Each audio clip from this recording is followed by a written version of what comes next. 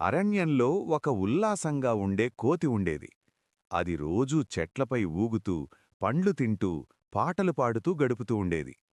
అదే అరణ్యంలో ఒక పెద్దదైన కాని మనసు మంచిదైన ఎలుగుబంటి ఉండేది. కోతి మరియు బంటి మంచి స్నేహితులు.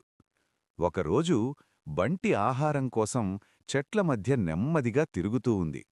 ఆ సమయంలో అరణ్యంలో దాగిపెట్టిన వేటగాళ్ల వల కనిపించలేదు. అచాత్తుగా బంటికి పాదం వలలో చిక్కింది. అయ్యో, నేను చిక్కుకున్నాను! ఆరుపు విన్న కోతి చెట్టుమీద నుండి కిందకొచ్చి చూసింది. తన స్నేహితుడు వలలో చిక్కి సన్నగా అలమటిస్తున్నాడు.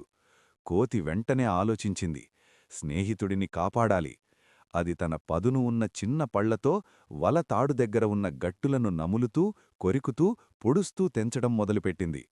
కొన్ని క్షణాల తరువాత వల కట్టులు సడలటం మొదలయ్యాయి. చివరికి వల తెరుచుకుంటే బంటి బయటకొచ్చి ఊపిరి పీల్చుకుంది. బంటి కోతినడిగింది, నన్ను కాపాడినందుకు ధన్యవాదాలు. కోతి చిరునవ్వుతో చెప్పింది, స్నేహమంటే ఒకరికొకరు సహాయం చేయడం.